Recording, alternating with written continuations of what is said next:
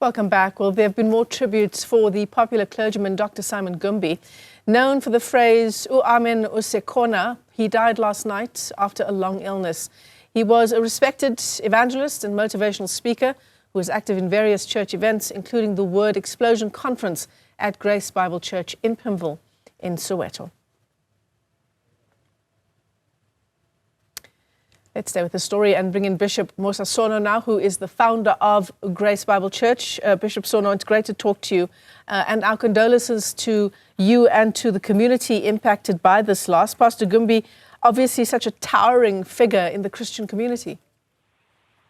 Yes, thank you so much, Michelle, for having me on. And I want to greet all the viewers and also just to send a heartfelt message to the Gumbi family. I received a text message of Dr. Gumbi's passing from his daughter last night at about 11 p.m.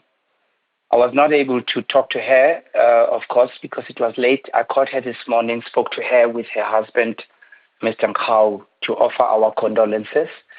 And Mr. Nkau told me how Dr. Gumbi left this world as a man who seemed to have known that he's going to depart this world, and as someone who, prior to his passing this year and last year, hosted several events. One of them was the Thanksgiving service, wherein he was thanking people who had played a role in his life. I was the keynote speaker.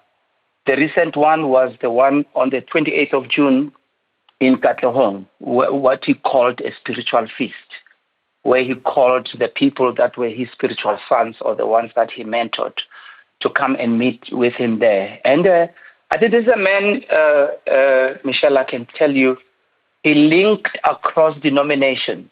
He linked as well transgenerationally. He had an eye to support those that are used of God, even though they may not have come from his particular religious background or what we could call his stable. You know, he embraced some of us who seem to have come from an unconventional background, and we were really not packaged in the classical way a clergy should be packaged, you know, our dress code, our style of worship, our style of preaching. He embraced us. He was a man who held on to the foundations and tenets of our faith. Holiness, integrity, the love of God, yet he was so contemporary in what he did. You know, he used a lot of humor, could reach the young people using examples of music, you know, and like you just mentioned, Usasekona, Amen Usasekona. He was a man who's humorous and yet very profound in his scriptural exegesis. He was a textual preacher of note, could preach in 2 minutes or 3 minutes. There was an encounter I had with him years ago.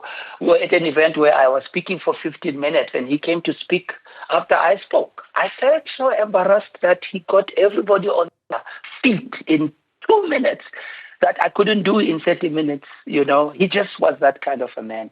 He loved as well the young people, the next generation. He let us into his home, a true leader, a true African leader who would allow us to visit. I visited with him many times. The last visit was the 1st of February this year in Standerton, where I went with my wife to go see him. The one outstanding thing, he ran to people's rescue who experienced crisis in their life. He was the first one to be there. At the risk of being criticized, he would run there. A true father of faith among us. And on Friday, the 29th of November, 2019, we honored him as a church, together with several leaders from Southern Africa. We themed the service honoring the fathers of faith or trailblazers. And I believe his legacy will continue. And maybe as I close, he related with people from all disciplines, religious people, business people, politicians.